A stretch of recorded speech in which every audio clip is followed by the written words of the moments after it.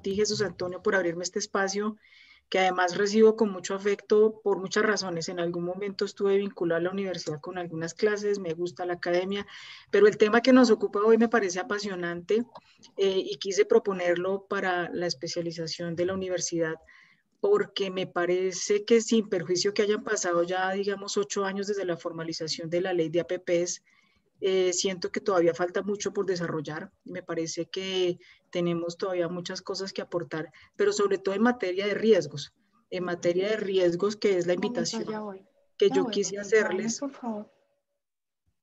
¿Perdón? Les agradezco que si pueden silenciar los micrófonos, porfa. Gracias.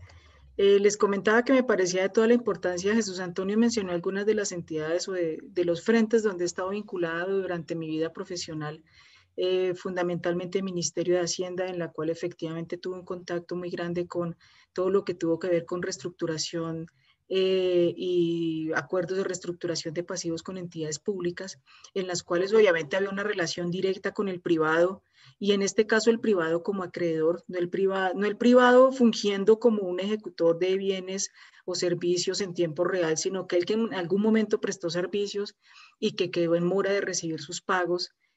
También lo vimos desde el punto de vista de operaciones de endeudamiento, donde nuevamente el privado estaba en nuestro camino porque era aquel proveedor de recursos para poder financiar infraestructura, para financiar funcionamiento, para financiar muchas posibilidades de financiación de inversión. Y en otros sectores como agua potable, saneamiento básico, seguramente alguno de los participantes en el foro tuvo contacto, tuvo conocimiento de unos muy nombrados bonos de infraestructura, bonos de agua, que tuvieron o generaron algún tipo de polémica durante la última década en Colombia, y que en algún momento fue para financiar infraestructura en agua potable y saneamiento básico. Proyecto que obviamente también permitía o vinculaba capital privado de una manera representativa para la financiación de esos proyectos, pero que también generó, digamos, mucho comentario, mucha información por todo lo que fue su estructura. Y finalmente, en tiempos recientes, asuntos relacionados con manejo de residuos sólidos, y entonces todo lo que ha podido venir sucediendo con posibilidades de desarrollar asociaciones público-privadas en el distrito para el manejo de estos residuos. Particularmente les hablo de Doña Juan, en la posibilidad o la prefactibilidad para financiar esos proyectos a través de participación de capital privado. Entonces, yo quiero invitarlos a que hagamos un conversatorio, quiero comentarles o quiero llevarles algunos puntos específicos, pero en la medida en que vayan surgiendo inquietudes, en la medida en que puedan compartir conmigo también sus experiencias, me parece que vamos a poder sumar bastante. Yo preparé una presentación para ustedes, me voy a permitir compartirla. Ya les digo, como más que hacer una exposición, quiero hacer con ustedes, como les digo, un foro y que podamos conversar al respecto, que ustedes también me planteen sus inquietudes. Yo les agradezco que me confirmen cuando estén viendo la pantalla. Ahora sí. Y lo estamos viendo. Perfecto. Yo la denominé modelamiento, análisis y evaluación de riesgos legales y financieros. Todo esto en proyectos de inversión público-privada, como les mencionaba, porque es un entorno reciente, entre comillas, para Colombia en lo que tiene que ver con el fenómeno de las APP. No perdamos de vista que antes de la definición de las APP como tal, ya había otras participaciones tipo concesiones y tipo contrato directo de provisión de bienes y servicios en el sector público, pero en el que participaba el sector privado. En ese orden de ideas y visto desde cómo estamos nosotros, cómo nos ven a Colombia, para efectos de hacer negocios, para efectos de hacer empresa y para efectos de qué seguridades le estamos ofreciendo a nuestros pares nacionales e internacionales. El Doing Business de 2020, que evalúa 190 economías. En esas 190 economías, Colombia está ubicado en el puesto 67. Y ese puesto 67 básicamente nos está mandando un mensaje que prácticamente no estamos ni muy óptimos en materia de ofrecer seguridades para hacer contratación y ofrecer un entorno fácil, seguro, jurídicamente adecuado a la hora de hacer negocios, pero tampoco estamos en los últimos puestos, eso también hay que tenerlo en cuenta. No obstante, pues no podemos perder de vista que este mismo Doing Business del año 2019 nos ubica en el puesto 65. y en el de 2018 estábamos en puesto 59, es decir, venimos perdiendo puestos en esa ubicación Doing Business. Sin embargo, esa pérdida de puestos curiosamente muestra que Colombia sube en puntos, y lo que hace que baje es porque hay otras economías que realmente se están comportando de una manera muy positiva para facilidad de hacer negocios. En América Latina nosotros estamos en cuarto lugar, nos precede, nos antecede Chile, nos antecede México y Puerto Rico, y en cuarto lugar vendríamos nosotros. De un top 5 muy reñido, ¿no? No es que seamos pues, o que nos estemos comparando con países de un perfil relativamente bajo. Estamos hablando de Nueva Zelanda, de Singapur, de Hong Kong, Dinamarca y República de Corea, que son los 5 que encabezan esa lista de Doing Business. Comparados con nosotros, con los similares en América Latina, nuestro promedio es bastante favorable. Estamos hablando que América Latina en promedio, puntaje de Doing Business está en un 59.1 puntos. Los países de la OCDE a los que pues, nosotros ya ingresamos están en 78 puntos y a nivel mundial estamos en 63%. ¿Por qué hago ese contexto? Porque realmente pienso que es un mensaje o es una manera a través de la cual el Banco Mundial mide y manda un mensaje de qué tan seguro, qué tan no seguro es facilitar hacer negocios en Colombia. Y hay un par de indicadores que me parecen de toda la importancia. Uno de ellos tiene que ver con la seguridad jurídica. Por eso quise enfocar esto en lo que tiene que ver con riesgos jurídicos y también con todo el tema de procedimientos y trámites. Quiero hacer énfasis en esos 2 puntos. Entonces, con este contexto Doing Business, vámonos al tema de los riesgos. ¿Qué es para nosotros el riesgo? ¿Para dónde va ese riesgo? ¿Cómo está medido? En términos, digamos, netamente generales, desde el año 2001, el COMPES 3107 definió qué debería ser un riesgo o cuál es ese concepto de riesgo, que básicamente es la probabilidad de ocurrencia de eventos aleatorios que afecten el desarrollo del mismo generando una variación sobre resultados. Digamos que ese es un contexto muy general de lo que debería ser un riesgo. Es algo que puede suceder, que depende de un evento que es aleatorio, que no depende netamente en este caso ni del país ni de la entidad ejecutora.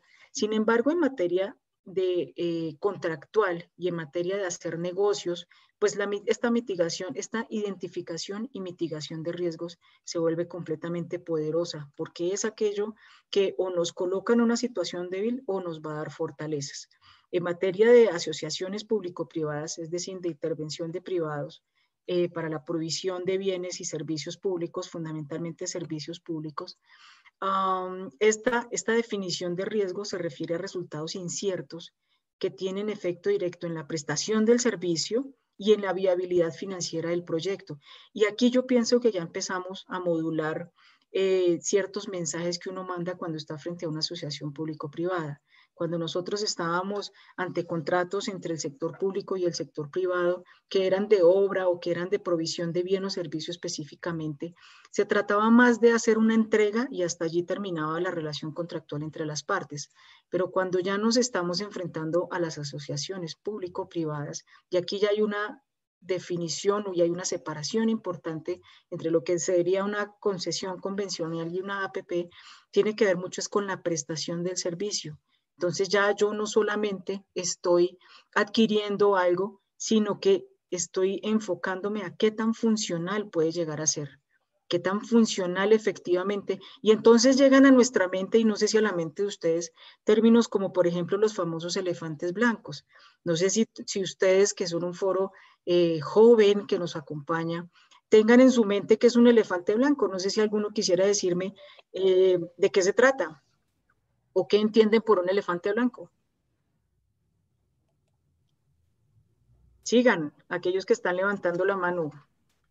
Un elefante blanco es un proyecto que se inicia, se ejecuta, pero nunca se termina y puede durar así y se le acaban los recursos generalmente.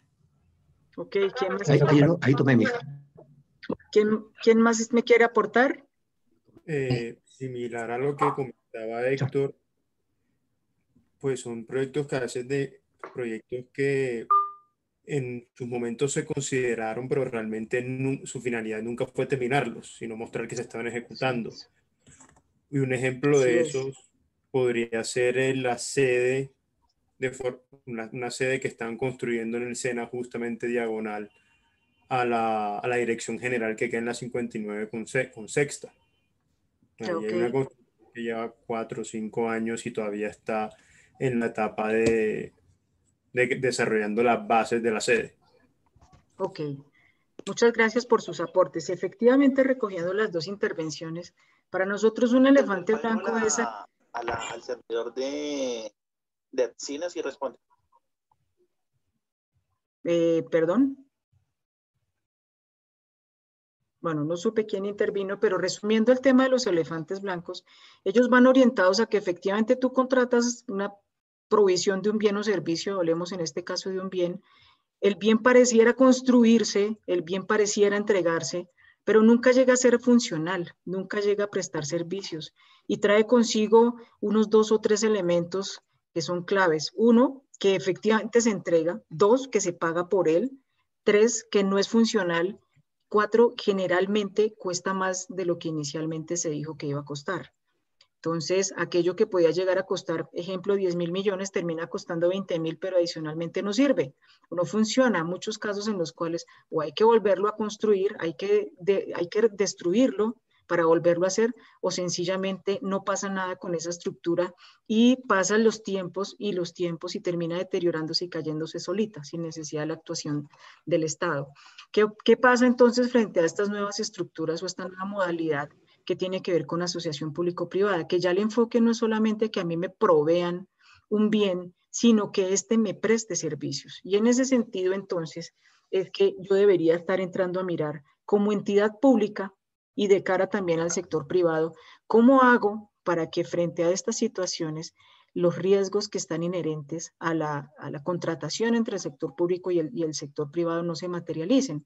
Frente a eso, entonces, yo como entidad pública y mi contraparte privada podría hacer 4 cosas con esos riesgos. O lo evito, y una de las maneras de evitarlo es sencillamente no contratar, y entonces muchos pecan entonces por no ejecutar sus presupuestos y dicen, no, antes que meterme en un problema ejecutando un proyecto que no sé si va a funcionar o no, prefiero no hacerlo.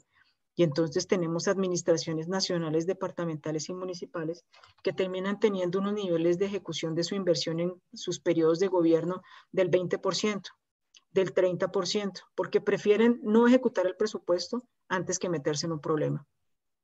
Otros lo que hacen es gestionarlo y entonces ya vamos a hablar de esa gestión de riesgo. Entonces lo que hacen es colocar mayores controles a nivel operativo y a nivel legal y a nivel financiero.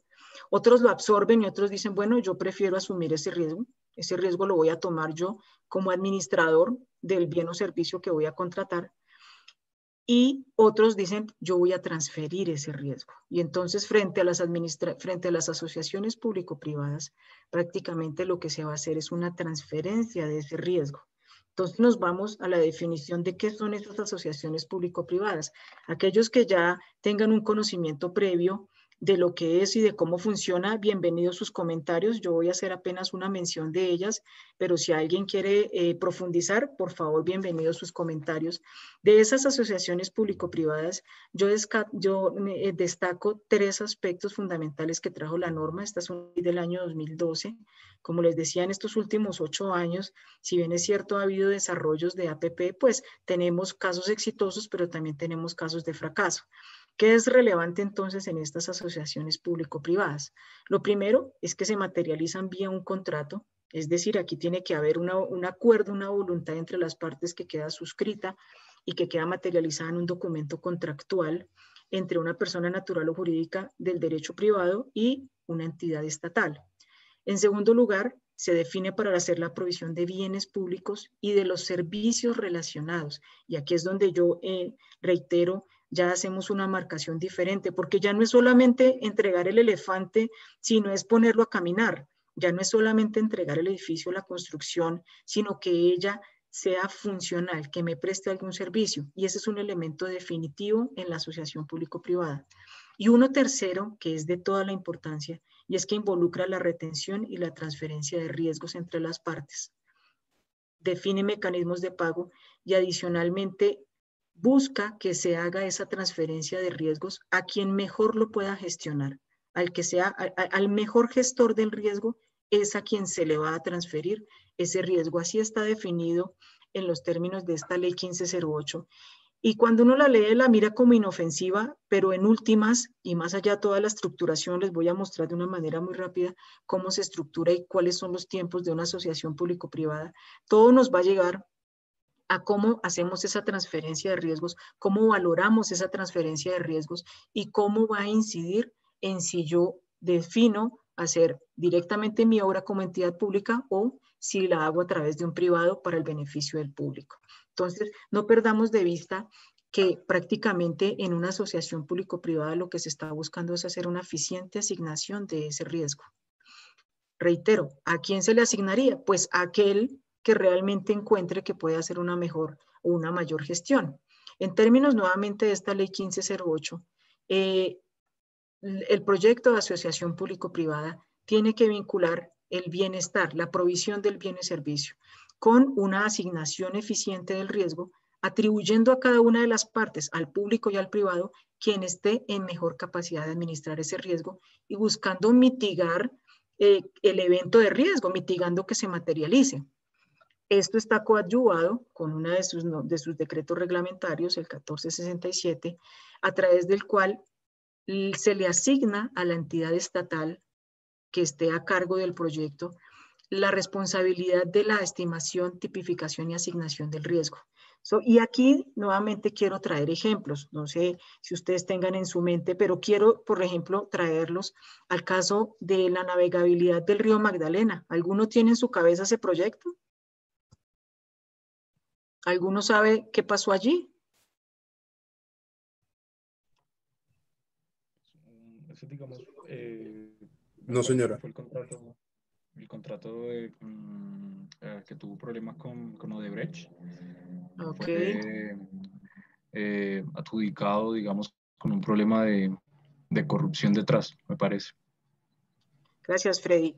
Efectivamente, el caso de la navegabilidad del río Magdalena está atado a una APP, a una asociación público-privada, que estaba enfocada al Ministerio de Transporte a brindar servicio de transporte y un servicio de logística a nivel nacional, porque no solamente era transporte de personas, sino que también iba a facilitar, pues, generar condiciones para promover las exportaciones en Colombia.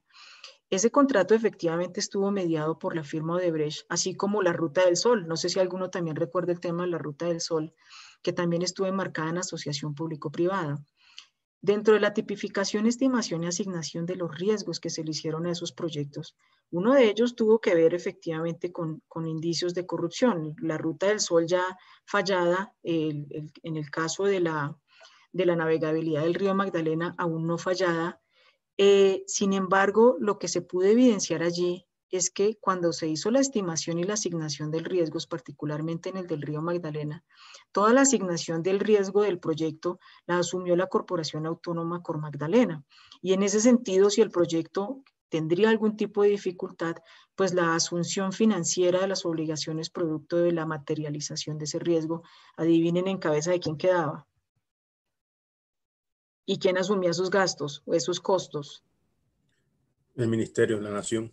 La Nación, efectivamente, Kendall. La Nación, efectivamente. Y esto no era un proyecto de menor monto. Estábamos hablando de millones de dólares, 20, 30, 40 millones de dólares. Situación muy, entre otras cosas, y no obstante el antecedente de corrupción que tuvo este contrato, el contratista, en este caso, uno de sus principales socios, Odebrecht, termina demandando a la Nación por más de 300 millones de dólares. Entonces, cuando tú estás haciendo una asignación eficiente de recursos, pues prácticamente no se trata de que todo el riesgo se lo transfieras al privado, pero sí que se le asigne, que haya una asignación a quien mejor lo pueda gestionar. Eso es lo que trae la norma y eso es lo que trae la filosofía de las APP, no solamente en Colombia, sino en todo el mundo. Entonces, esta tipificación, estimación y asignación, cuando recae sobre la entidad estatal, lo que ha demostrado desafortunadamente en el caso colombiano y en hechos recientes, es que muy a nuestro pesar ha tenido un tinte de corrupción bastante representativo. Y si no, pues miremos entonces qué sucedió con los tramos del Transmilenio de la 26. No sé si alguno recuerde qué pasó en esa época. ¿Alguno recuerda qué pasó con la 26, con el tramo de la 26? ¿Alguno recuerda el caso de los NULE? ¿Les suena ese nombre? Sí, el carrusel de contratación, todo el sobrecosto de la obra.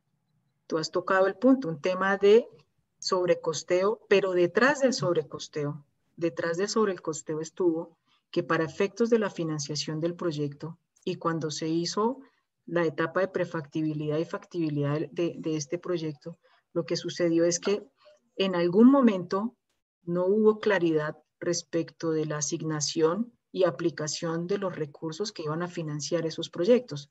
De suerte que esos contratistas tenían varios proyectos a la vez e hicieron unidad de caja. Seguramente ustedes tienen en su cabeza a qué se refiere esa unidad de caja entre proyectos, y a la hora de las ejecuciones, recursos de un proyecto estaban en otro proyecto, de suerte que no pudieron cumplir. Entonces, ese tipo de situaciones han venido permeando desafortunadamente las importantes iniciativas que ha tenido no solamente Colombia, sino incluso otras partes del mundo. Yo más adelante seguro les voy a comentar de otras experiencias que he podido revisar al respecto. Pero no vayamos muy lejos. En el caso de Bogotá, la Contraloría de Bogotá hizo un estudio, hizo un análisis de las asociaciones público-privadas del distrito desde el año 2012 y hasta el año 18, que fue el estudio más reciente que yo encontré. Y quiero contarles unas estadísticas rápidamente. Se han presentado 206 APPs, 152 que no vinculan recursos públicos, 44 que sí vinculan recursos públicos y 10 iniciativas públicas. De esas 206, 112 fueron rechazadas, es decir, más de la mitad. Y esas 112 fueron rechazadas, 98 en la etapa de prefactibilidad, es decir, ni siquiera llegaron a una etapa de proyecto un poco más maduro, y 14 fueron rechazadas en la etapa de factibilidad. ¿Qué idea les queda a ustedes de esas 112 que fueron rechazadas y cuáles podrían llegar a ser sus causas? Yo les doy una idea. Muchas de ellas no cumplían con los requisitos que tenían que surtir para efectos de ser elegidas.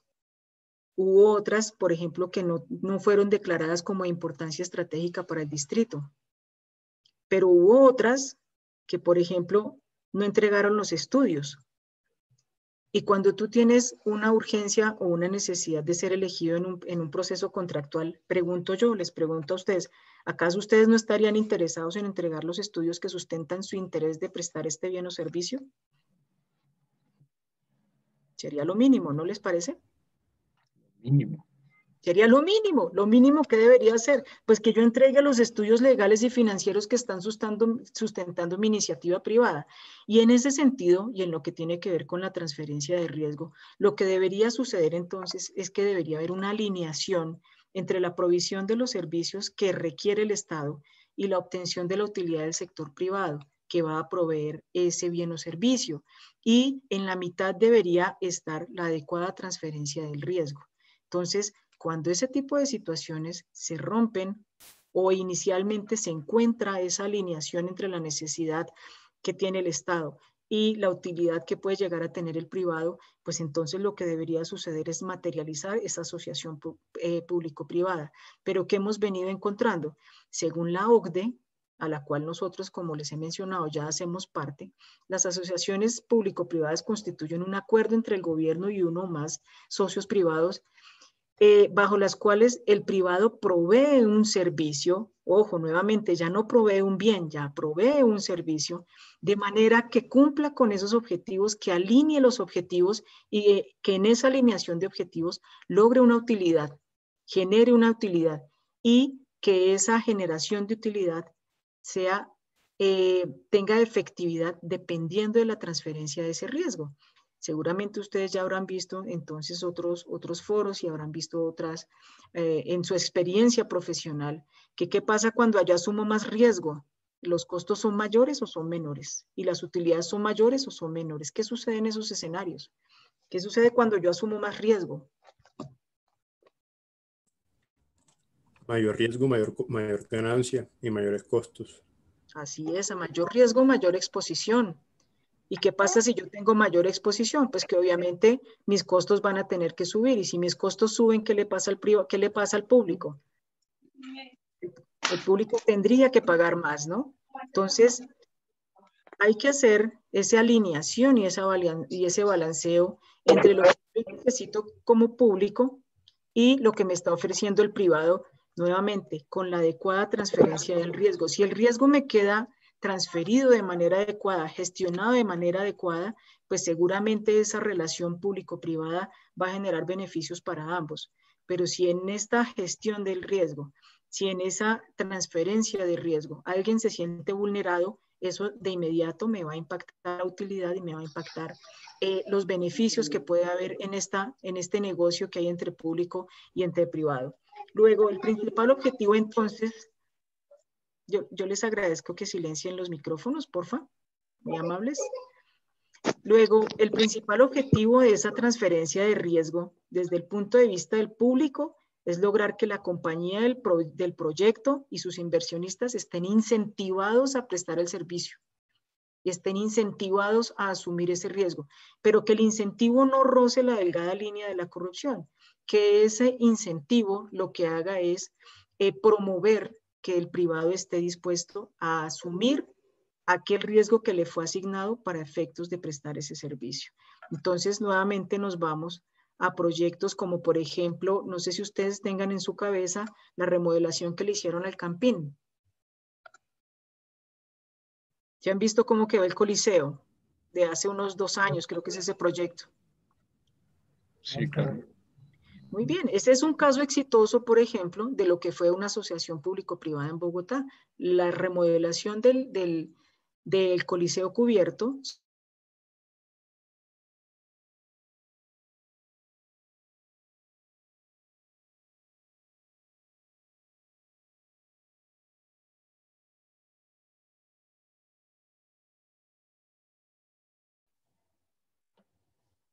Creo que perdimos a Yolanda.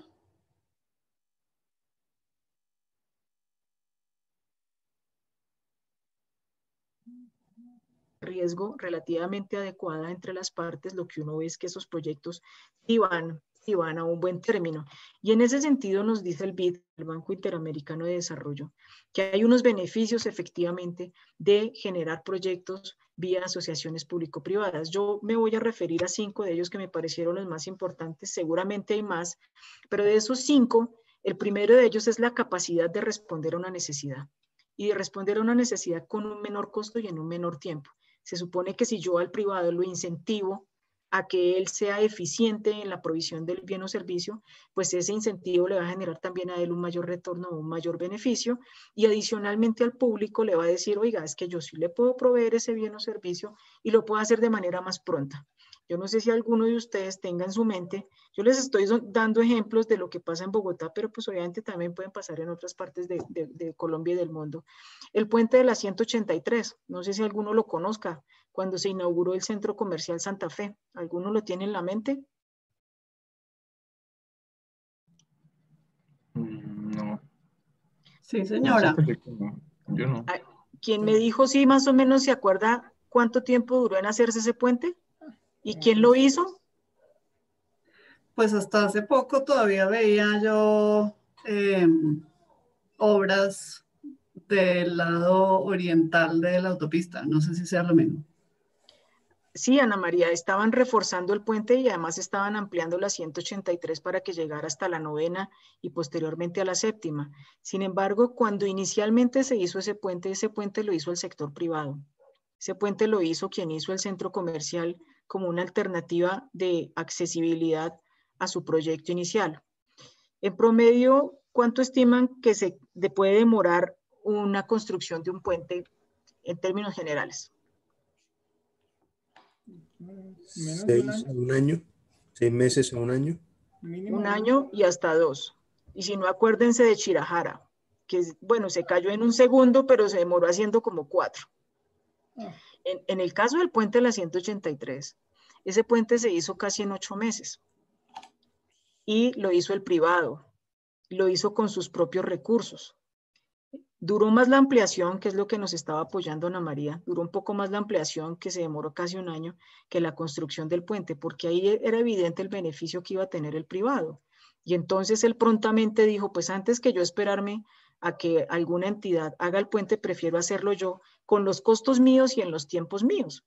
Luego, uno de los principales beneficios desde la óptica del BID para que yo me apoye en APP es la capacidad. Entonces ahí yo potencio mi capacidad con la experiencia y con el recurso del privado supliendo una necesidad pública. En segundo lugar, está la posibilidad de mejorar la calidad de los servicios y garantizar buenos niveles de servicio durante largos periodos. Y entonces aquí estamos hablando que estos proyectos APP por lo menos deben generarle al privado una administración de ese proyecto que ellos ejecuten de 20 años y que si incluye modificaciones y adiciones el contrato no puede exceder 30 años.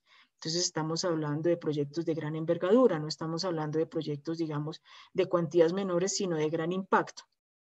Entonces, en ese sentido, la posibilidad de mejora va orientada a que puede que tenga un costo alto, puede que tenga un tiempo de ejecución alto, pero el tiempo de retorno de su inversión también va a ser alto con una situación adicional. Y es que ese que esté a cargo del mantenimiento del proyecto, lo tiene que garantizar nuevamente que durante la vida que lo tenga en su poder, tiene que ser funcional. Y entonces no es que yo entrego el proyecto y me voy, sino que yo no solamente entrego el proyecto, sino que le hago el mantenimiento durante el tiempo que esté conmigo. Y entonces vuelvo al tema del puente Shirahara, porque el puente se cayó, hubo que volverlo a hacer y en este momento nuevamente estamos en pleitos y estamos en demandas porque el contratista dice que fue un problema del suelo y el Estado dice, no señor, es que ese era un proyecto que usted tenía que haber evaluado, el riesgo era suyo, usted debía haberlo asumido y hoy por hoy estamos en el tema de quién debe asumir el riesgo y quién lo va a financiar. Nuevamente esto se va a un tema legal que nuevamente nos va a llevar a un espectro en el cual puede que no haya puente, puede que no haya proyecto, sin embargo, el presupuesto se ejecutó, se gastó y hoy por hoy pues no hay una solución de fondo a esa situación. Luego, hoy por hoy, quien esté ante una APP no solamente tiene que construir, sino que tiene que garantizar que preste el servicio durante los hasta 30 años que permite la APP para que lo gestione. En tercer lugar, pues la gestión más eficiente de los riesgos del proyecto. Nuevamente, ¿por qué? Porque en teoría yo debería transferirle el riesgo a quien mejor lo puede gestionar. Entonces, por ejemplo, ¿a quién yo le asignaría la gestión del riesgo legal? ¿Al privado o al público? ¿Qué opinan ustedes? ¿A quién yo le asignaría la gestión de un riesgo legal, por ejemplo, o de un riesgo medioambiental? ¿Quién lo podría gestionar mejor? ¿Qué opinan? El privado. Pienso que el privado. ¿Por qué crees que el privado? Porque está mejor especializado la mano de obra, todo el tema. O sea, por la especialización que tenga. Por la experiencia. ¿Qué opina Kendall, que está levantando la mano? El ambiental sí lo debe manejar el privado. En cambio que el legal podría ser compartido, pero creería que el Estado. Tú planteas algo interesante y es que hay riesgos que pueden compartirse. Con lo que has descrito, efectivamente, uno lo que esperaría es que el riesgo legal se comparta de parte del público. ¿Por qué? Pues porque lo que esperaría el privado es que no haya cambio en las reglas del juego. Eso hace parte de lo que mide el Doing Business, que haya seguridad jurídica. Lo mínimo que yo esperaría en un negocio es que las reglas de juego, por lo menos en materia legal y en materia tributaria, mientras yo esté interviniendo en el negocio, se mantengan. Y eso dependería del público. Pero por otro lado, apoyando lo que nos decía Freddy, si mal no estoy tu nombre, es el privado también tiene que gestionar, porque él tiene un checklist de todo, él debe hacerme una debida diligencia de todo aquello legal que me debe cumplir. Y este es el típico caso en el cual yo podría o debería tener un riesgo compartido. Efectivamente, en materia medioambiental las reglas están claras y yo como privado debería entrar a cumplirlas. Entonces nos vamos a mirar lo que pasa en Santurbán, nos vamos a mirar lo que de pronto puede estar pasando ahorita en Antioquia y lo que de alguna manera pasa en el Chocó con todos estos proyectos de exploración y explotación minera, en los cuales el tema medioambiental es transversal, pero lo que falta es que todo el mundo demuestre que es capaz de cumplir. En cuarto lugar, está la capacidad de atraer innovación tecnológica y otorgar flexibilidad a la provisión de servicios. Ese beneficio es clave, sobre todo porque la intención o lo que se está buscando es que este privado, lo mencionaba nuevamente otra persona ahorita que me apoyó en su intervención, es que el privado traiga su conocimiento, que él traiga su know-how, que él traiga toda su experiencia y la ponga al servicio del público. Muchas veces el sector público con unas necesidades amplias, pero también con limitaciones de recursos, no puede acceder a muchos temas relacionados con innovación tecnológica, cosa que sí puede pasar con el sector privado. Comparto con ustedes, por ejemplo, todo lo que tiene que ver con gestión documental, todos estos proyectos de archivo en los cuales el impacto de la tecnología y el impacto de los bienes que tienen que ver con todo lo que tiene que ver con ese tipo de gestión, pues tiene una carga tecnológica muy importante y sobre la cual a veces el público no tiene recursos suficiente o conocimiento suficiente para ponerle al servicio de ese sector público. Y en quinto lugar, que en algunos casos la estructuración financiera de un proyecto puede atraer recursos financieros en condiciones mucho más favorables que si esto se hiciera en un proyecto público. Entonces, el simple ejemplo de que no sé si ustedes también recuerden las pechugas de pollo de Cartagena. ¿Alguien recuerda ese caso tan sonado? ¿A cómo eran las pechugas? 40.000. A 40.000. Y cuando ustedes van al mercado, yo no sé quiénes de ustedes vayan al mercado o sus cercanos vayan al mercado, pero ¿a cómo era la libra o a cómo es la libra? Era como a 3.000 en ese entonces, 3.500 creo. Héctor, ¿y tú eres privado o público? Privado. Privado. Entonces, el privado a 3.000 y el público a 40.000. Saquen conclusiones de lo que dice el BID. Frente a esos temas del riesgo, hay varios tipos cuando estamos hablando de APPs. Yo me voy a referir a aquellos en el desarrollo de proyectos de infraestructura. Y están tipificados o están identificados de acuerdo a la fase en la cual yo esté. Si estoy en la fase constructiva, en la fase operativa y en la fase del entorno del proyecto. En esa fase constructiva, entonces yo voy a tener riesgos técnicos, riesgos financieros. En la fase de operación voy a tener riesgos técnicos, financieros y en el entorno del proyecto, pues ya no van a depender de mí como privado. En lo que tiene que ver con los riesgos técnicos, pues obviamente están asociados a lo que yo elijo como tecnología, a lo que yo tengo como un imponderable que me pueda surgir durante el desarrollo de la obra. No sé quiénes de ustedes hayan ido o conozcan la vía Bogotá-Huasca. Se estaba haciendo la vía, además reciente, o sea, esto no es historia patria, les estoy hablando de un proyecto de hace un año. Están haciendo la vía de Bogotá-Huasca y resulta que cuando están en la excavación encuentran un entierro indígena. Y entonces, ¿quién se espera que mientras yo esté haciendo esa vía me encuentre un esqueleto y me encuentre, pues, material arqueológico que no dependía? Pues eso de inmediato, ¿qué hizo? Suspender la obra, ¿no? La suspendió de manera inmediata y pues obvio esto quedó cerrado casi un año. Entonces, esto es un imponderable que no depende de absolutamente nadie. Ni el Estado lo sabía, ni el constructor de la obra lo sabía. Entonces, ese es un riesgo que se sale de las manos. Ahí sí no hay nada que hacer. También puede suceder eventuales ocurrencias de retrasos por el incumplimiento de las tareas y etapas del desarrollo del proyecto. Normalmente eso suele ocurrir en las etapas de excavación, por ejemplo, en materia de agua potable y saneamiento básico, cuando, por ejemplo, ustedes están identificando o ubicando las fuentes hídricas, y normalmente ese tipo de retrasos van directamente relacionados con sobrecostos en los proyectos. Todo lo que tenga que ver con atrasos en el proyecto generalmente le pega al sobrecosto por varias razones. La primera y una de las fundamentales es porque eso implica que la gente tiene que estar ahí pendiente a cuando se resuelva el problema. Entonces tú tienes que tener personal en la obra, tienes que tener ingenieros en la obra, tienes que tener arquitectos, etcétera, porque deben estar pendientes de que el problema se resuelva. Así no estén moviendo un gramo de tierra del entierro indígena, pues los señores tenían que estar ahí mientras iba cultura, mientras iba arqueología, mientras miraban si esto efectivamente correspondía con estas características, y eso significaba tener personas, tener equipos y tener tiempos allí instalados. Entonces, esto suele ocurrir, como les mencioné, en fase constructiva. En cuanto a riesgos económicos en los proyectos, seguramente ustedes me van a poder ayudar mucho más ahí. Son aquellos que están derivados de parámetros que no dependen necesariamente del constructor. Estoy hablando de tasas de cambio, tasas de interés, estoy hablando de inflación, volatilidades que pueden ocurrir particularmente o que impactan particularmente cuando yo estoy hablando de insumos que están en otra moneda.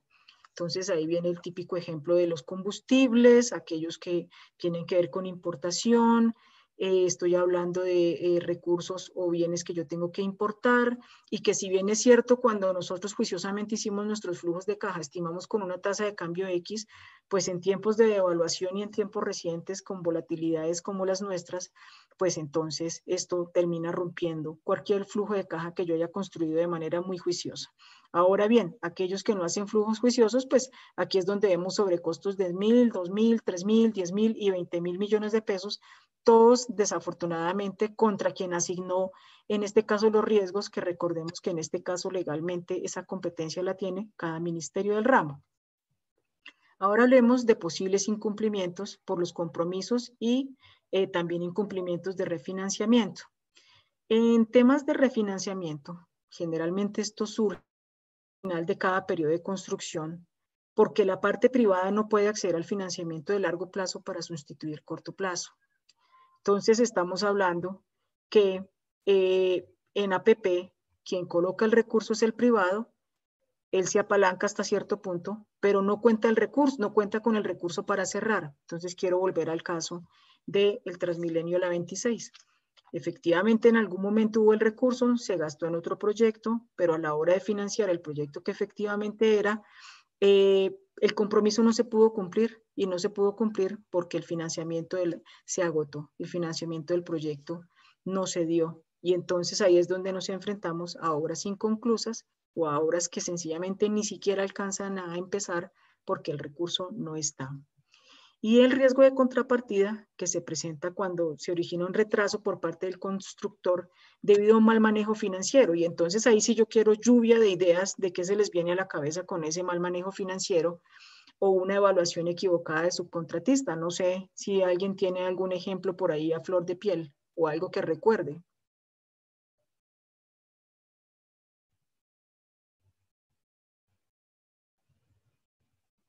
¿No tenemos ejemplos ahí? Una vez leí, buenas, Hola, Stephanie. hola. Una vez leí un caso de una sentencia de una obra que se ejecutó en Nariño, pero fue hace muchísimo tiempo. Ajá. Pero resulta que ese proyecto fue de iniciativa pública.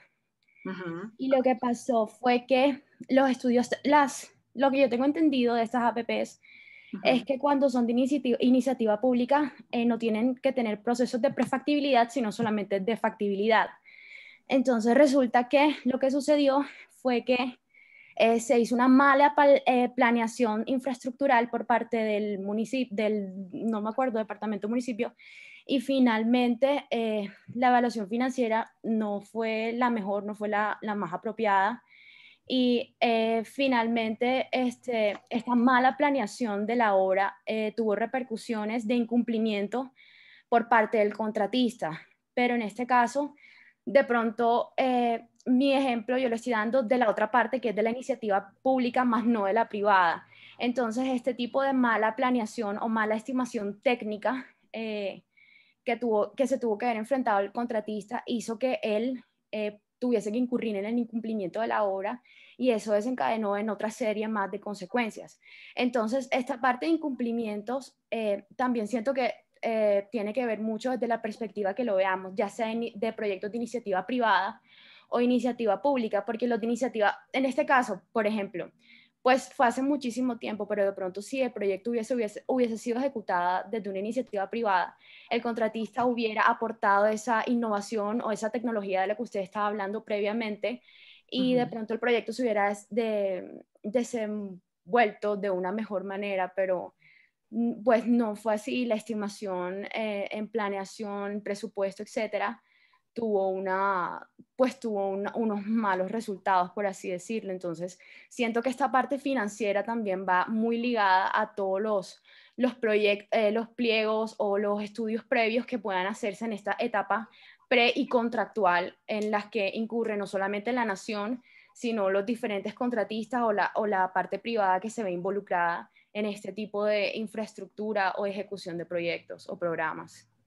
Totalmente de acuerdo. Muchas gracias por tu intervención, que además nos aporta varios elementos, porque yo he traído varios ejemplos en los cuales el riesgo ha sido que se materializa porque el privado no me está cumpliendo, pero tú tocas un punto neurálgico en el cual también el público puede entrar a no cumplir, ¿no? Y en ese caso, pues entonces se presenta aquello que tú describes, como que, por ejemplo, yo me obligo como entidad territorial o como entidad nacional, pero no aporto los recursos o no doy las condiciones para que los proyectos se ejecuten, y efectivamente eso hace que estos también se vayan al traste. Luego, muchas gracias por tu aporte, porque efectivamente le suma no solamente a quien como privado esté participando, sino que también le suma al público que tiene una incidencia representativa en este tipo de proyectos. Igualmente, qué pena contigo. O sea, me parece algo, o sea, muy delicado ahora que tocas este tema de incumplimientos, porque finalmente el afectado somos nosotros, porque primero que todo hay que pagar con el presupuesto, pues dependiendo del presupuesto, pues este presupuesto ya era pues local del departamento, pero finalmente tiene que pagarse al contratista, se tienen que pagar las repercusiones al contratista, todos los efectos legales que esta situación pudo desatar para él, y finalmente no se dio la ejecución del proyecto. Entonces, pues se habla, por así decirlo, de pérdidas por todas partes. Totalmente de acuerdo. De hecho, no perdamos de vista al comienzo que yo les comentaba que buena parte de todo esto que estamos hablando tiene que ver con que hay una alineación, y que esa alineación es fundamental, porque si no, esto no funciona. Y esa alineación es la necesidad que tiene el sector público de proveer bien y servicio con la necesidad que pueda tener el privado de prestar ese servicio, pero contra una utilidad.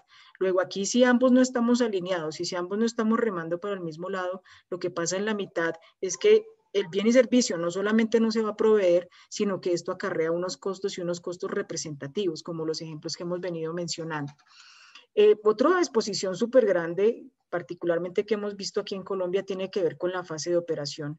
Y en eso, el ejemplo típico de la fase de operación tiene que ver con los sistemas integrados de transporte y con todo lo que tiene que ver con financiación de infraestructura vial, porque de ellos depende el éxito de este tipo de proyectos. Tiene mucho que ver con que se mantengan niveles de demanda, con que haya periodos de aceleración del proyecto para que tú puedas estar garantizando que existe el tráfico de corto, de mediano y fundamentalmente de largo plazo, para que durante la operación ese tipo de recursos se mantengan. Termina entonces el Estado subsidiando o generando algún tipo de subvención porque esas condiciones no se dan. Entonces yo esperaba que pasaran, ejemplo, 1000 carros a la hora, y resulta que ya no pasan 1000, sino que pasan 500. Entonces, ese tipo de situaciones se materializan y se presentan en la fase de operación de los proyectos. Adicionalmente viene un riesgo de precios. Supuestamente algo que debía costarme en un peaje, ejemplo, 8,000 pesos, resulta que por esa falta de demanda entonces termina costándome 10,000, y ese riesgo de precio se ve impactado por otras razones, como por ejemplo el desempeño del operador, y entonces aquí ya empezamos a ver otro tipo de problemas porque es tercerizando. Vemos interrupciones del servicio, huelgas, fallas técnicas, o sea, otro tipo de situaciones que realmente lo que me va a hacer a mí es que se materialice y que me aumenten los precios, para que de alguna manera yo pueda, como proveedor del bien o servicio, garantizar que esto se va a presentar. Entonces, adicionalmente al tema del ingreso, también vienen otros asociados a los costos de operación: una gestión menos rentable, una omisión de alguna categoría de costo, cosas que se nos quedaron por fuera de costear o que quedaron a un precio y resulta ser otro, y nuevamente aquí viene el impacto de precios que tengan que ver con denominación de otra moneda, un incremento en precios de materias primas, imprevistos climatológicos, bueno, otra serie de elementos que lo que van a hacer es que estos costos de operación nuevamente se estén materializando y me estén impactando lo que pueda pasar conmigo. En cuanto a los riesgos de operación, pues financieros en la fase de operación prácticamente vienen siendo los mismos que pueden suceder en la fase de construcción, porque tienen obviamente mucho que ver con que yo voy a tener un mayor gasto que me va a impactar o el mismo o un menor ingreso. Y entonces lo que va a suceder en esta etapa es que cuando yo estoy operando ya tengo más actores, ya tengo más participantes, luego la posibilidad de perder es mucho mayor. Finalmente, lo que tiene que ver con el entorno del proyecto, que sería como la tercera fase en la que tiene que ver con ejecución de este tipo de proyectos de infraestructura APP, pues ellos en teoría no vinculan a quien participa directamente en la ejecución del proyecto. Sin embargo, sí puedo tener situaciones como fuerza mayor o catástrofes naturales, o puedo tener escenarios atípicos nacionales o internacionales, o escenarios macro que se salen de todo contexto, o un cambio fundamental a nivel jurídico y legal. Y entonces, cuando tú miras o cuando tú sumas las tres etapas, es transversal a ella la necesidad imperiosa de que se haga una identificación adecuada de estos riesgos, pero adicionalmente que se valore y se cuantifique. Entonces, si eso no se da, pues sencillamente tu asociación público-privada está llamada a generar desequilibrios y a la postre no proveer ese bien y servicio. Esto es un resumen, digamos, muy grueso que hizo la CEPAL en un repositorio que hizo hace algunos años de cómo se comportan esos riesgos. Es una diapositiva un poco densa, yo preferiría solamente mencionarles que hay unos riesgos técnicos asociados a la concepción del proyecto, hay otros asociados a la fase de operación que tiene que ver con frecuencia, riesgo, baja de ingresos o aumento en el gasto, y hay otros indirectos que tienen que ver con el entorno, fuerzas mayores, macros, institucionales y jurídicos, sobre los cuales definitivamente el impacto financiero es directo. O sea, aquí realmente lo que pase con cualquier materialización de estos riesgos va a impactar de inmediato el equilibrio y el incentivo que se le daba a ese privado para que garantice o para que provea ese bien o servicio. No sé si hasta aquí tengan alguna inquietud. No, señora. Creo que no. Voy a acelerar un poco porque yo creo que el tiempo casi se me acaba. Esto que están viendo acá es una comparación de qué pasaba antes y después de las normas de APP. Me voy a remitir fundamentalmente a lo que tiene que ver con la incidencia en temas económicos y en algunos legales. Uno lo que tiene que ver es con la limitación de adiciones de los contratos. Entonces nos vamos a olvidar de esas adiciones contractuales del 50% y que no tengan límite o que tengan alguna relación frente al tiempo, porque en APPs las adiciones no pueden superar el 20% tanto en CAPEX como en OPEX. Adicionalmente, ya no tú vas a pagar por las obras, sino que vas a pagar por los servicios que presta esa infraestructura. Se va a hacer entonces una asignación de riesgos dependiendo de quién mejor lo pueda gestionar. Se va a tener que se va a generar mayor claridad sobre el análisis de justificación técnica de por qué yo voy a hacer una APP y por qué no voy a hacer una contratación diferente. Y entonces ahí ya vamos a hablar del valor del dinero.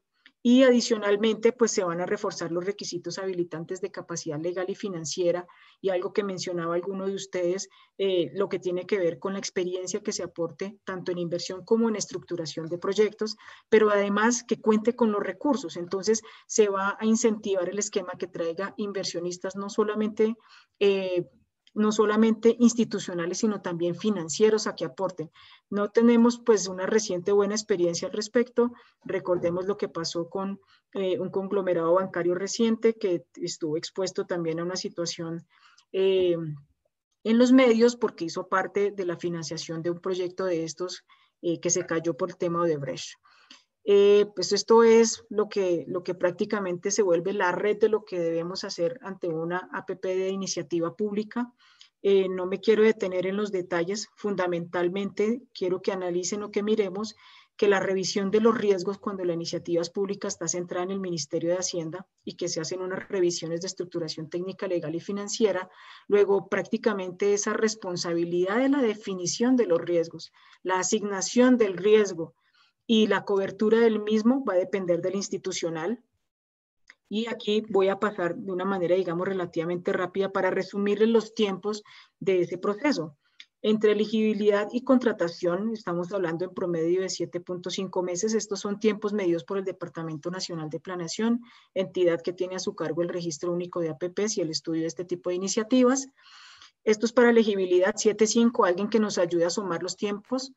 En la etapa de estructuración, podríamos estarlos gastando entre elegibilidad, estructuración técnica y aprobación más o menos unos 23 meses. Eso suman todos estos tiempos.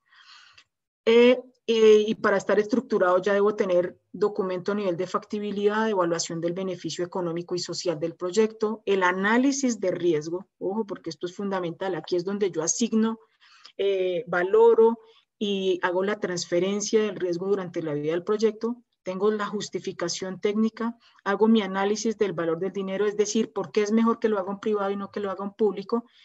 Tengo mi pliego de condiciones, adjudicación del contrato y el contrato del proyecto.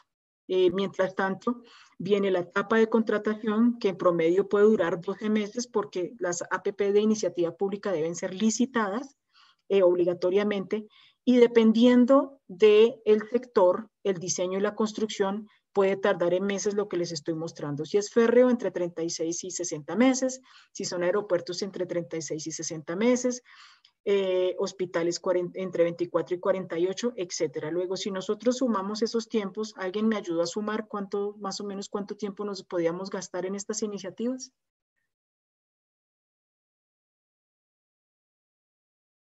Hasta la etapa anterior íbamos 42.5 meses.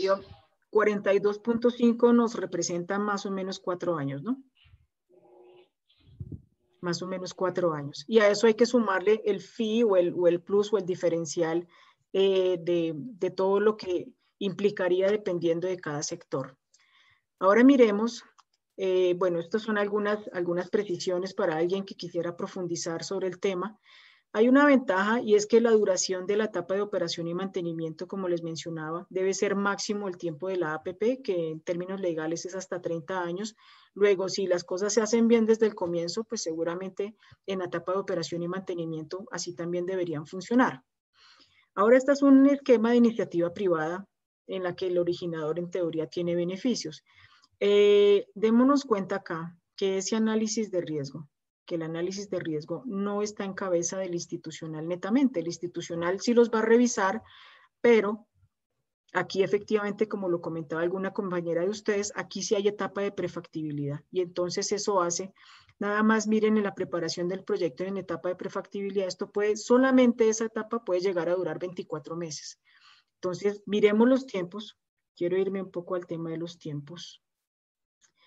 En materia de tiempos, aquí ustedes lo están viendo.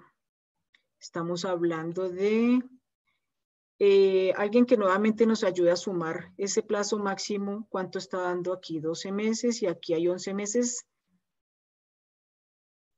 Luego vamos, esta es duración de la etapa de contratación. En contratación estaríamos hablando con desembolso del público más o menos 10 meses y medio. Sin desembolso del público pueden ser 2 meses.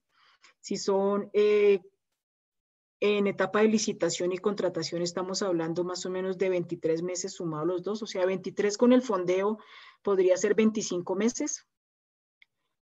Y este sería el resumen de lo que debería durar un proceso de APP de iniciativa privada. Si tiene recursos públicos, debería estar entre 17 y 50 meses. Y si no cuenta con recursos públicos, entre 16 y 52 meses. O sea, en este caso podría incluso llegar a superar los 40 y algo meses que nos ayudó a alguno de ustedes a sumar. Y si media la voluntad de una entidad territorial, deberíamos estar hablando que si tiene recursos públicos va entre 17 y 50 meses, y si va sin recursos públicos, entre 16 y 52 meses. Luego, en promedio, estaríamos hablando que desde el punto cero de inicio hasta el fin, estaríamos hablando de un poco más de 4 años. Creo que esto de alguna manera responde porque en el Doing Business estamos en el puesto 67, porque pues de alguna manera nos están midiendo es con la facilidad de hacer negocios, ¿no? Entonces, no sé ustedes qué opinen, pero qué tan factible o qué tan viable o qué tan pronto ven hacer un negocio de esta naturaleza. Adicionalmente hay que tener en cuenta que para efectos de decidir si esto lo hace un privado o lo hace un público, hay que identificar un tema que es de toda la importancia, que es el valor por dinero. No sé si alguno ha oído hablar del valor por dinero o si ya lo vieron en el desarrollo de la especialización. ¿Alguien me quiere ayudar? ¿Sí han visto valor por dinero o no?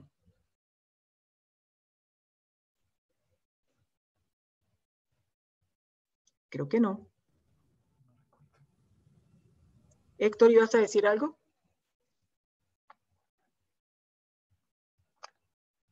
No, estaba intentando recordar. Ya, ok. Ese valor por dinero, si no lo han visto y alguien quisiera profundizar, está definido por el Departamento Nacional de Planeación y el Ministerio de Hacienda como el mecanismo a través del cual yo, como entidad, voy a tener un criterio objetivo para definir si mi proyecto lo hace el público o lo hace el privado.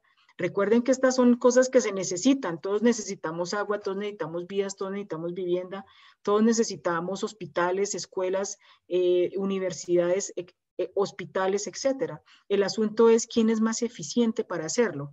Y la manera objetiva que se encontró a nivel mundial, e incluso aquí aplicado a Colombia, fue un criterio denominado el valor por dinero, que no es nada distinto a comparar cuánto le cuesta el valor presente de cuánto le cuesta al público hacer el proyecto versus cuánto le cuesta al privado hacer el proyecto. Haciendo esa comparación, yo ya sé quién puede llegar a ser más eficiente. Freddy levantó la mano, cuéntame. Sí, tengo una pregunta. ¿Ese concepto no es el mismo del comparador público-privado? Es que Sí, lo señor. relaciono. Ah, ok, listo. Perfecto. Sí, señor. Sí tiene que ver con el comparador público-privado, que yo no quiero profundizar sobre todo el acá. Ese comparador tiene muchos más elementos, sin embargo, el primero y seguro uno de los más importantes para definir el tema de qué es más eficiente, si que el proyecto lo ejecute el público o el privado, va a ser este valor por dinero. Entonces, dependiendo de qué me dé ese valor por dinero, entonces yo sé quién va a ser o cómo debería ser mucho más eficiente a la hora de ejecutar ese proyecto. En ese análisis de valor por dinero, entonces, tienen que estar involucrados la entidad pública, el inversionista, los estructuradores, la entidad pública a quien le compete, a los que validan todo el proyecto, al Departamento Nacional de Planeación, que como les menciono es aquel que está en cabeza de quien está toda la verificación y validación de este tipo de metodologías, y los entes de planeación territorial que los vinculan, en el caso de Bogotá, el IDU, secretarías de planeación, y obviamente quien vaya a aportar los recursos. Luego, aquí el análisis de riesgo nuevamente se vuelve riguroso. ¿Por qué? Porque dependiendo de ese análisis es que yo impacto los costos y es que yo impacto el tema financiero de mi modelo. Por la magnitud y la complejidad de estas APPs, pues obviamente el número de riesgos asociados es variado y es bastante grande. Ya vimos que estos se pueden medir en 3 etapas: cuando estoy en la fase de la construcción, cuando estoy en la operación y cuando estoy en el entorno. Luego, no es un análisis menor, y por eso bien Freddy nos apoyaba. Esto se mira con un comparador que no solamente va a tener en cuenta el valor por dinero, sino que va a tener en cuenta otros elementos dependiendo de ese análisis de riesgo. Luego, ahí deberían haber unas tareas principales para ese manejo de riesgo y para la clasificación de esos riesgos. Queda en cabeza del gobierno nacional y de quien gestione este proyecto o cualquiera de los proyectos que estén en curso, asignar, clasificar e identificar esos riesgos y quién los va a asumir. El reparto de la distribución se vuelve la premisa y se vuelve lo más fundamental aquí, porque de alguna manera siempre hablamos del mismo riesgo: el riesgo legal, el riesgo financiero, el riesgo operacional, el riesgo, etcétera. El asunto es cómo lo mido y a quién se lo asigno. Me parece que ese viene siendo el gran debate en este tema de APPs. ¿Cómo voy a medir el riesgo y a quién se lo voy a asignar? Y en ese reparto de riesgos, necesariamente no es que todo el riesgo se le vaya al público, o no es que todo el riesgo se le vaya al privado. De hecho, lo que debería suceder aquí es que debe haber una ponderación o debe haber una asignación, reitero, de quien mejor lo pueda gestionar. Ese es el punto. El punto entonces radica en que para que yo provea ese bien o servicio, la infraestructura que me van a construir tiene que ser funcional. Si no es funcional, pues sencillamente no me sirve, y si no me sirve no debería pagar por ella, no debería dejarla explotar. Entonces eso debería quedar definido incluso antes de la asignación del contrato al privado que lo vaya a ejecutar. Y entonces, como les decía, puede haber el riesgo económico, el social, el operativo, el financiero. El asunto es cómo lo voy a asignar. Hay unos retenidos por naturaleza, fuerza mayor, no asegurables, de demanda, sociopolíticos. Hay unos que comparto, ya hablábamos algunos de ellos, compartidos como los prediales, las redes ambientales, el cambiario y el geológico, el de normatividad específica, que ya lo mencionamos, y un riesgo de inflación. Pero aquel que es susceptible de ser transferido, y aquí es clave porque entonces es el privado el que lo va a recibir, es el financiero. El privado asume la financiación del proyecto a menos que este involucre hasta un 20% de recursos del sector público. Un riesgo de construcción, el de operación y mantenimiento, dense cuenta que en este momento lo asume el privado. El riesgo de mercado, de diseño, el riesgo de diseño es netamente del privado porque él asume el proyecto desde fase cero, desde fase inicial, y se comparte algo que mencionábamos, prediales, redes ambientales, cambiario y geológico. Quiero terminar para abrir de pronto si tienen algún espacio de inquietudes de ese impacto en la transferencia de riesgos. Yo lo defino básicamente en 3, nuevamente seguramente hay más. Y esto puede ser medido primero en la generación de posibles desequilibrios económicos. Recordemos entonces por qué las demandas contractuales contra el Estado o por qué el Estado termina demandando al privado porque no le provee el bien o servicio.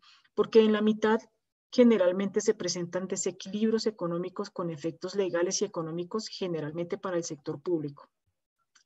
Otro impacto a medir tiene que ver con transferir todo el riesgo al privado o asignar al privado el mayor número de riesgo posible. ¿Por qué? Porque eso inmediatamente me va a afectar mi valor por dinero. Entonces, esto es como prácticamente diríamos darnos un tiro en el pie. Si yo le asigno más riesgo a él, pues me va a costar más, pero si me cuesta más, entonces no lo incentivo y resultaría entonces más económico y más eficiente para mí como público ejecutar el proyecto. Entonces, dense cuenta que ahí podríamos entrar en un círculo vicioso de qué tan viable y qué tan favorable es asignarle el mayor riesgo posible al privado. A mayor riesgo, mayor costo, y el cual se cargará el proyecto. Luego, para efectos de la recuperación, entonces terminaría siendo menos rentable. Con esto termino este tema. Les agradezco mucho a todos su participación y quiero abrir el espacio por si alguno tiene alguna inquietud.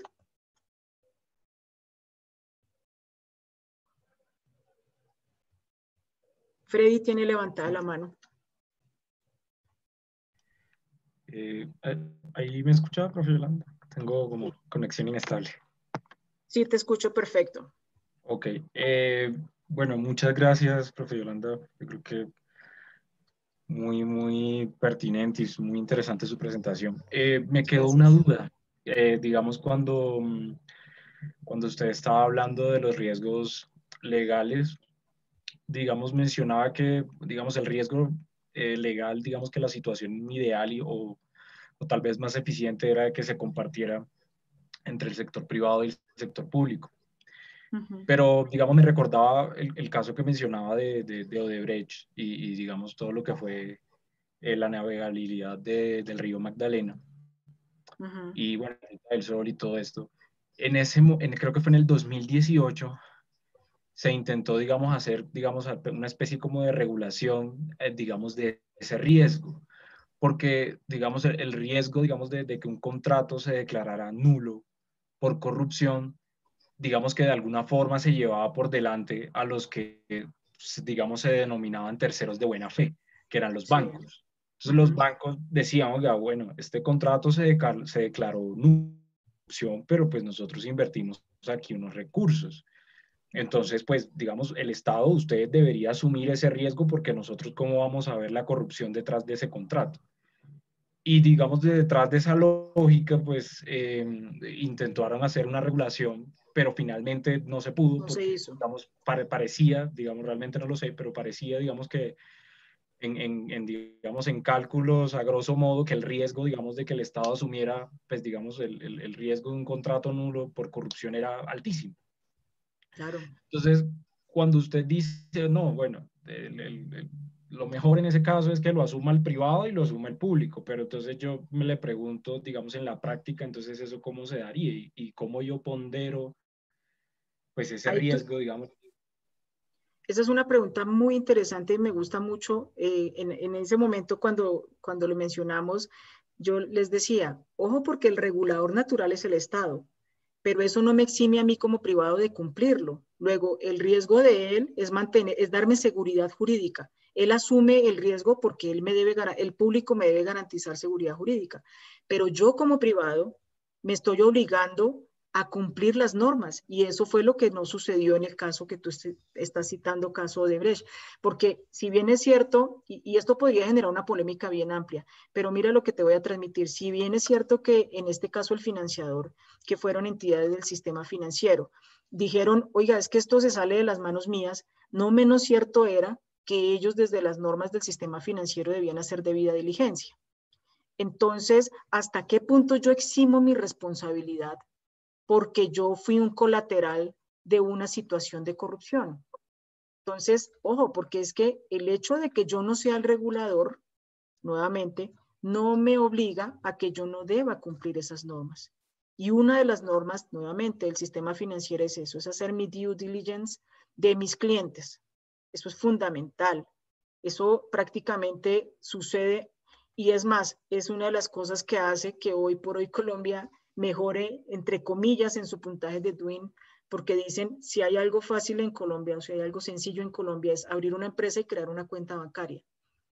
Luego, no estábamos hablando de 3 centavos, estamos hablando de fuentes de financiación que iban a unas cuentas en el sistema financiero colombiano, sobre las cuales se conocía el origen, pero no solamente el origen, sino también los usos. Realmente en el medio estaba, ¿a quién le estaba usted pagando? Y entonces ahí yo digo, no, pues yo como entidad financiera soy un medio y no soy un fin, porque yo no decido a quién le pago. Luego el problema de él no era el cumplimiento legal, o más bien hacer que ese mito de corrupción no se diera, sino que él de por sí tenía que cumplir las normas frente a la contratación de la APP, pero también las normas del sistema financiero. Y de pronto ahí es donde estaba la brecha.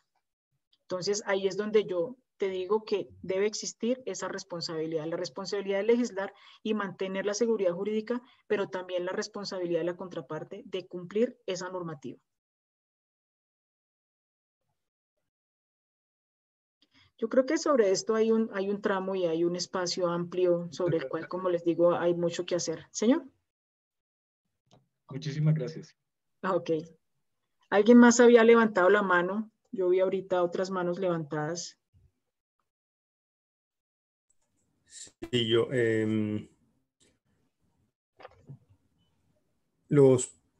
la asignación de riesgos, por lo menos se hace sobre proyectos de infraestructura, por así decirlo, de bienes, pero no he visto casos donde se haga la asignación de riesgos sobre servicios, y no hablando de la entrega de un servicio público como tal, sino de, no sé, digamos, un servicio de asesoramiento, de educación, de creación de empresas, por como lo acabas de mencionar, no es que sea algo tangible. En ese caso de esos proyectos de esa índole, creo que en Colombia no se desarrolla, me imagino que en otras partes del mundo sí. ¿Cómo se asigna? ¿Cuál es la diferencia en la asignación de riesgo en esos casos? O sea, me imagino que los riesgos deben ser mucho de lo que se llama información asimétrica, selección adversa o Riesgo riesgo moral. moral. Así es, así es. Efectivamente, sí hay iniciativas acá, incluso hay una que actualmente está desarrollando el distrito para provisión de educación superior en la zona sur en la zona sur de Bogotá, que ahí sería garantizar la prestación de este servicio. Entonces, ahí la asignación efectivamente no es de ejecución de obra física, pero sí medible en torno a los resultados que se deben generar. Te pongo el ejemplo a nivel general de lo que debería suceder con esa APP para garantizar educación superior. Entonces, ahí lo que tú debes garantizar dentro de eso es, ejemplo, que tengas los cupos y le brindes educación superior a 10.000 estudiantes de X condiciones. Entonces, ahí entonces tú tienes que empezar como público a identificar cuáles son los riesgos que se me podrían materializar. Uno de ellos, ejemplo, la población objetivo. Entonces, mi población objetivo es estudiantes de bajos recursos que hayan sido graduados de colegios públicos y que estén ubicados en estratos 0, 1 y 2. Entonces, tú identificas como un factor de riesgo que la población objetivo a la cual esté llegando el servicio que estás contratando en la APP se cumpla o no se cumpla. Y a esa la ponderas y le asignas un valor. En ese caso, por ejemplo, la responsabilidad o la asunción del riesgo del privado es que él garantice que tiene nuevamente una debida diligencia para la selección y para la provisión del servicio de educación superior. Entonces, si te das cuenta, yo debo ajustar mi escala y mi identificación de riesgos dependiendo, obviamente, del bien o servicio que voy a prestar. Ejemplo, que entre otras cosas, si bien no se definió como una APP, sí tuvo que ver mucho con financiamiento del sector privado, agua potable y saneamiento básico, o en su defecto, la PETAR, la planta de tratamiento de agua residual del río Bogotá.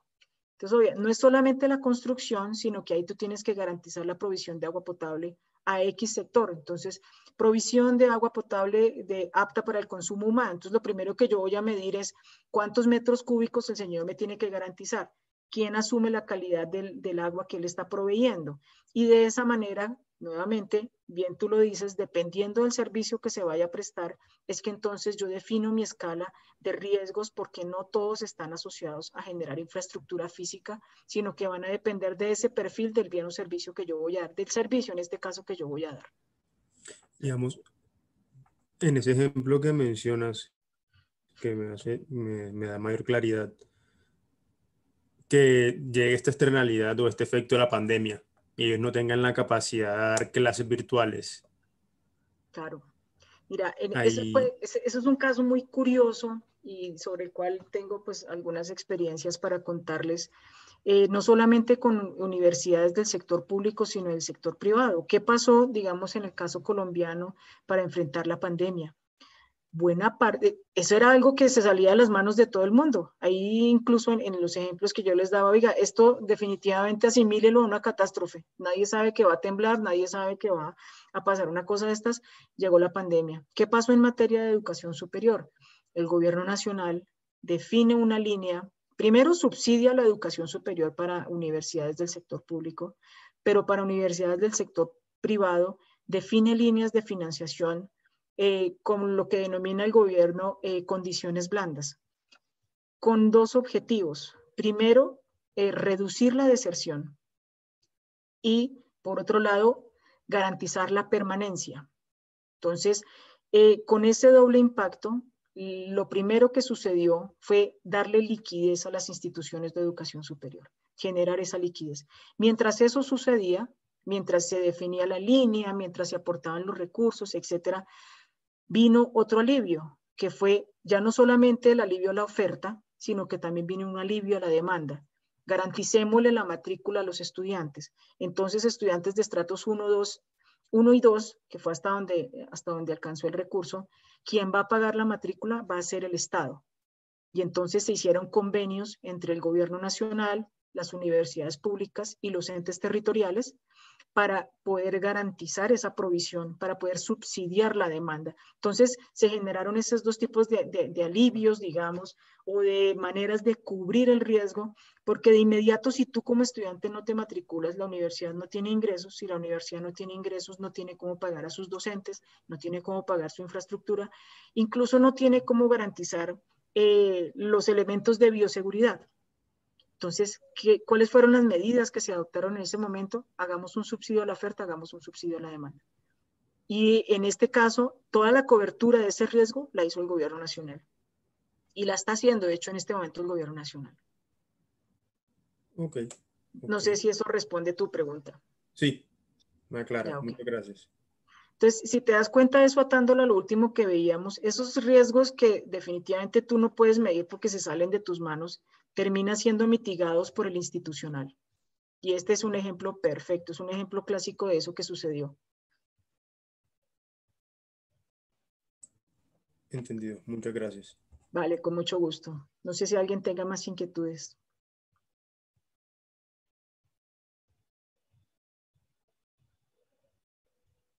Creo que no. ¿Qué se hizo el profesor Jesús? Sí, una, digamos, pregunta, a ver tú qué opinas al respecto. Digamos que el tema de APPs, pues es sin duda muy interesante, tiene todas las ventajas que tú planteas, pero hay una cosa muy particular que pasa en Colombia y es que a pesar de que el esquema, digamos, es distinto, el espíritu del desarrollo de los proyectos es el mismo. Es decir, ¿a qué me refiero? Seguramente una APP funcionará de manera muy interesante si básicamente se concentra en el resultado que se debe lograr y no en el modo de lograr ese resultado. Es decir, si yo básicamente estructuro una APP de iniciativa pública como el Hospital de Bosa y lo que le planteo a todos los oferentes es lo que me debe construir, lo que me debe entregar y cómo debe dotarlo y cómo debe hacer ese ejercicio y no me concentro en la calidad del servicio que necesito y los resultados específicos que debe entregar, pues el resultado termina siendo el mismo al final de cuentas. Es decir, los incentivos son los mismos. Es decir, voy a tener una variación de Project Finance, pero al final de cuentas, seguramente las desviaciones, las asimetrías y los problemas serán exactamente los mismos. Desafortunadamente, cuando uno ve las APP en Colombia, van todas en esa línea, ¿no? Todas van por ese camino. Tú hablabas de los tiempos que se demoran, los procesos de APP pues son increíblemente complejos, es decir, cuando uno básicamente, por ejemplo, volviendo al caso del Hospital de Bosa, va y entra a los links que le ofrecen, pues encuentra una cantidad de documentos impresionantes con una cantidad de requerimientos técnicos. Para los oferentes eso se convierte en un reto increíble, una preocupación suprema desde la perspectiva de dar alcance a eso que se plantea ahí, porque pues me están, digamos, restringiendo todas las posibilidades de innovación, me están restringiendo todas las posibilidades de todos los elementos que tú mencionaste. Es decir, si a mí me dicen yo lo que necesito es atender personas con tales y tales características y tener desenlaces de tales y tales condiciones y tener tantas camas, tantas UCIs, y desde esa perspectiva, pues yo, si conozco el tema, si soy experto, pues identifico cómo y probablemente con una relación beneficio-costo maravillosa. Pero si me ponen todas las condiciones tradicionales, pues la pregunta es qué margen de maniobra tengo ahí. Y la pregunta que quisiera hacerte es, además de qué opinas de eso, pues cómo salir de ese embrollo, porque todas las APPs parece que van por ese camino. Claro, de acuerdo. De acuerdo, y yo pienso que lo que está sucediendo muy desafortunadamente es que esa alineación se ha venido perdiendo y que estamos volviendo a lo que debería llamarse, entre comillas, una APP, pero bajo una figura o bajo un esquema convencional, en el cual, como yo les decía, lo que se espera en la filosofía APP es que tú garantices el servicio, no que entregues un bien. Y el ejemplo que estás planteando es clarísimo. Yo no necesito que usted me dé un hospital, yo necesito que usted me garantice servicios de salud, que son dos cosas distintas. Que para garantizar el servicio de salud yo necesito el hospital, claramente sí, pero ese va a ser el vehículo, ese no es el fin. El fin es que yo provea ese servicio de salud. Y pienso que eso solamente puede ser corregible desde el comienzo de la formulación de la APP y de lo que se estaría entregando, de lo que se debería garantizar como la provisión por parte del privado y que el público lo tenga claro, por lo que te estoy mencionando, porque yo no estoy ofreciendo en una APP de iniciativa pública o privada que me hagan un hospital. Si eso es, entonces yo debería irme a un contrato de obra común y corriente. Porque yo en el contrato de obra le digo al privado, constrúyame esta infraestructura con estas especificaciones y pare de contar, porque de la prestación del servicio me encargo yo.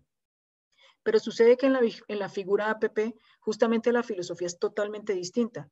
Construya usted la infraestructura con la experticia que usted tenga y con la experiencia y con sus recursos para que yo garantice la provisión de un servicio.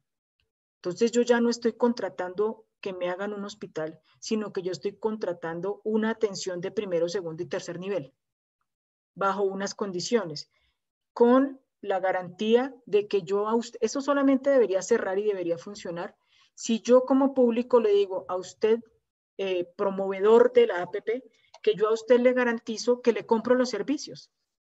Yo no le compro el hospital, yo le compro los servicios, yo le compro a usted el servicio de urgencias. Yo le compro a usted la atención de primero, segundo y tercer nivel.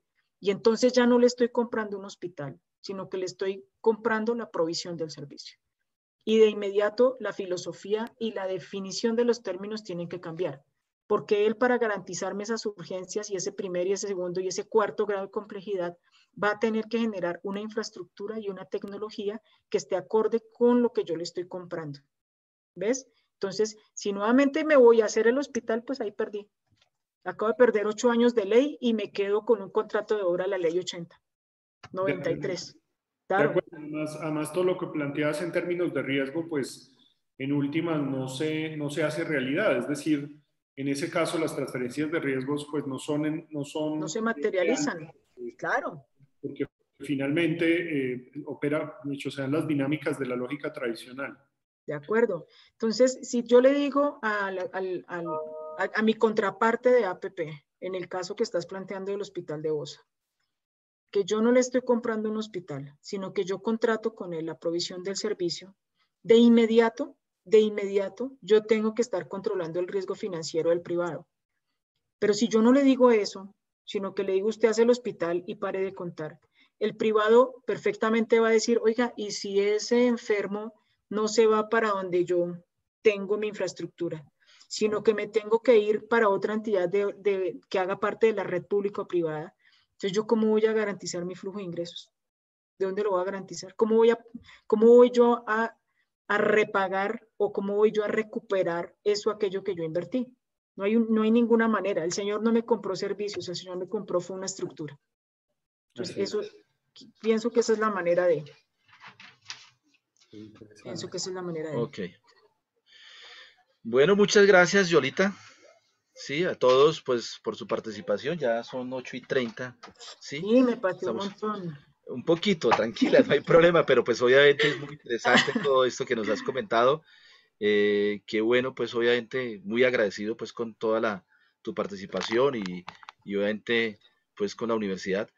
Creo que pues estos son estos escenarios que efectivamente nos ayudan a construir muchísimo, obviamente, todo este proceso de formación. Quiero agradecerte ya, no sé si Ana María está por ahí para la foto. ¿Sí? Esto es con foto y yo, ay, hombre, ¡claro! ¿por qué no me dijiste? Tranquila. No. Hubiéramos empezado por ahí. Tranquila que estás muy bien, no te preocupes. No, Yolanda, en serio, muchas gracias. Muchas gracias por esta charla que nos diste, de verdad que muy interesante. Y gracias porque la hiciste además súper práctica, cosa que yo creo que todos la disfrutamos mucho. Qué bueno. Quisiera también agradecerle al profesor Nasir Zapac que nos está acompañando. Él es profesor de la Universidad Autónoma de Chile y nos está acompañando el día de hoy, además que Chile ya son las 10:30 de la noche. Profesor Zapac, de verdad que muchas gracias por habernos acompañado en la tarde, en la noche de hoy ya para todos. Sí, la idea es que podamos tomar... Muchas gracias a ustedes. La idea es que podamos tomar una foto como para dejar el recuerdo de este momento, aprovechando pues que nos queda fácil hacerlo. Si todos me ayudan prendiendo sus cámaras queda mucho mejor. Lo grabamos también este espacio para quien lo quiera repetir y también va a quedar en nuestras redes sociales para que otras personas que se interesen después en el tema puedan escuchar la charla de Yolanda. Entonces, muchas gracias. Pues nada, muchas gracias a ti. Acá voy a esperar unos minutitos para que todos se animen a ir prendiendo sus cámaras y poder tomar esta foto para el recuerdo. Con seguridad todos están así calando. La mejor posición. ¿Sí?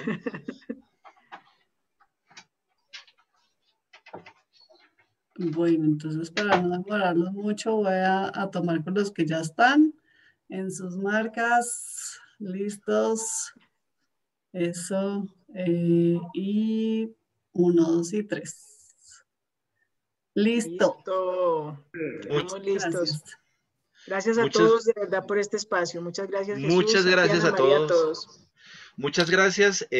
Obviamente déjeme ya de una vez cruzar la invitación para el próximo 20 de noviembre nos volvemos a ver en este mismo espacio, ¿sí?